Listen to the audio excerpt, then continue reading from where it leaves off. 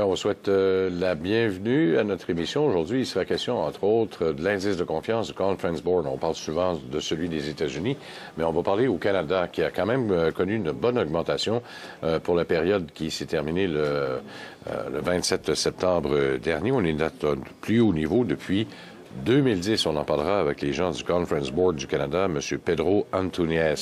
Mais d'abord, l'Association québécoise des technologies a lancé récemment son centre de croissance. Nicole Martel est présidente, directrice générale de l'Association des technologies, et elle est avec nous ce matin. Madame Martel, bonjour. Bonjour. Quand on parle de techno, je pense qu'on ne peut pas passer à côté de cette nouvelle aujourd'hui, que celle d'Ubisoft, plusieurs centaines d'emplois créés, 300 millions d'investissements. C'est énorme, ça.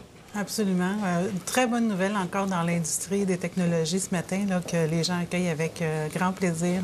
Vous qui suivez ça de près, c'est quoi le secret d'Ubisoft pour réussir? Parce qu'elle a réussi là où d'autres se sont réellement cassés le nez, là. Bien, ils ont une équipe qui est réputée pour la quête des talents. Donc, on le sait, ici au Québec, on est réputé pour avoir des talents. Quand ils ne sont pas ici, on va les chercher à l'étranger, on les amène dans notre environnement ici à Montréal. Donc, je pense que ça contribue grandement à leur succès. Puis ça va un peu avec la croissance du secteur techno. Vous avez lancé d'ailleurs votre centre de croissance. Il y a 3 axes principaux à ça. Là, ce que vous voulez faire, d'abord, dans un premier axe, c'est d'abord du coaching pour les exécutifs, fait pour les PDG, mais par des PDG. Exact. Bien, ce qui caractérise l'industrie des technologies, naturellement, c'est que ça va hyper rapidement. Donc, les présidents de ces entreprises-là doivent constamment se remettre en question, que ce soit sur le plan d'innovation ou pour la croissance de leur entreprise. Qui de mieux pour les aider dans leur réflexion que d'autres présidents qui portent peut-être encore des cicatrices passées, des expériences qu'ils ont vécues. Donc, nous, à l'Acuité, on a la chance d'avoir une équipe d'amis et des gens qui ont eu beaucoup, beaucoup de succès dans les technologies de l'information. On part notre service avec déjà une équipe de 9 PDG coachs qui sont encore très dans l'action, qui sont présents à l'international, qui ont fait des financements, qui ont fait des grands succès. Si je pense à Luc Filiatro, par exemple, qui est un de nos coachs, qui a vendu une de ses entreprises à Québécois il y a quelques années. Serge Beauchemin, dont on entend beaucoup parler de ces temps-ci, fait partie de ce qu'on appelle notre escouade tactique de PDG, qui aide d'autres PDG. Vous savez, pour quelqu'un qui est un entrepreneur, qui a déjà certaines formes de succès, qui est déjà présent sur les marchés avec des produits, ça peut être intimidant d'aller voir ces icônes-là. Nous, on les appelle les icônes parce qu'ils ont eu beaucoup de succès puis sont bien vus et tout ça. Ça peut être intimidant. À travers l'Acuité, bien, eux nous complètent, dans le fond, un diagnostic. C'est nous qui faisons le maillage avec les gens qui ont le plus d'expérience pour les aider. Moi, ce qui me fascine tout le temps, c'est de voir ces directeurs généraux et présidents donner de leur temps pour justement en aider d'autres, alors qu'ils sont toujours en action. Absolument. Ils font comment pour gérer leur temps? Moi, je trouve ça extraordinaire, moi. Vous savez, l'adage qui dit « demander à des gens occupés pour faire des choses, c'est eux qui vont les livrer dans les meilleurs temps, avec le meilleur rendement. Bien, moi, j'y crois. Quand on les a approchés pour devenir membre de cette escouade-là, pas un nous a refusé de participer à notre service. Ça a été oui d'emblée. Les raisons, il devait avoir une raison pour laquelle ils voulaient s'investir comme ça. C'est probablement qu'eux-mêmes auraient aimé avoir ce genre de coaching-là plus jeune. Exact. Puis, vous le dites, il y en a qui sont encore même très jeunes, mais avec du succès derrière eux. Mais oui, ils auraient aimé avoir ce genre de service-là. Puis oui, ils veulent avoir une industrie qui est vivante, stimulante, dans laquelle ils veulent continuer à évoluer. Donc, c'est vraiment exceptionnel. Est-ce que ça manquait véritablement ici au Québec, ce genre de formation-là? Bien, en fait, ce qui se fait, il y a des services qui peuvent être offerts, mais beaucoup aux start-up. Hein? Les entreprises à démarrage, on a un bel écosystème qui s'offre autour de ces entreprises-là.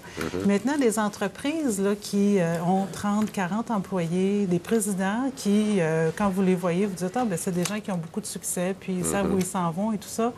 Bien, eux aussi, ils aiment ça, pouvoir se faire challenger un petit peu. Alors, c'est pour ça qu'on a mis ça sur place. Dans le fond, nous, ce qu'on essaie de faire, c'est mettre le plus de conditions possibles qui vont favoriser le succès de notre industrie.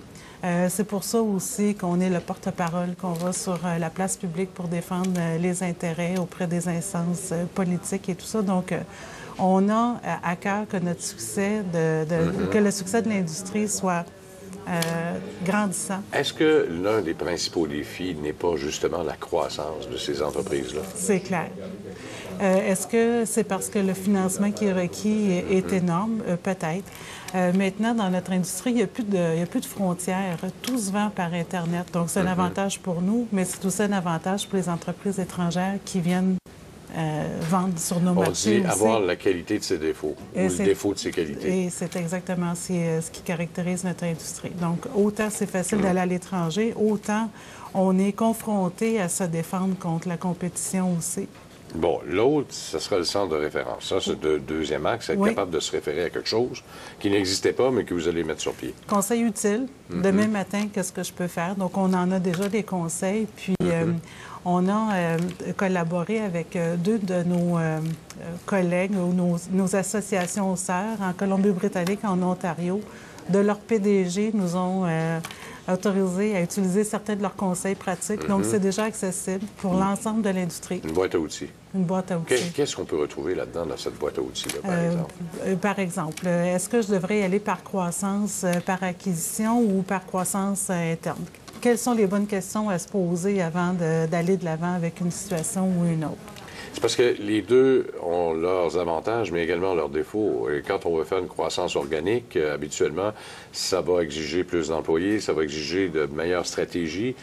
Par acquisition, bien là, c'est toujours de l'argent supplémentaire aussi, mais c'est d'être capable de l'intégrer comme il faut. Après, l'intégration d'une entreprise acquise, c'est pas toujours facile non plus. Là. Par sur quoi, quand l'entreprise acquise est à l'étranger. Ah, ben oui. Donc, comment on transporte les valeurs de l'organisation à l'étranger. Donc, on a des gens dans notre escouade tactique que j'appelle qui ont vécu ces expériences-là d'acquisition, par exemple, à l'étranger. Bon, et en plus, vous allez proposer aussi des rencontres adaptées. Oui. Aux besoins des gens. Là. Surtout pour les questions de démystifier les rouages du financement.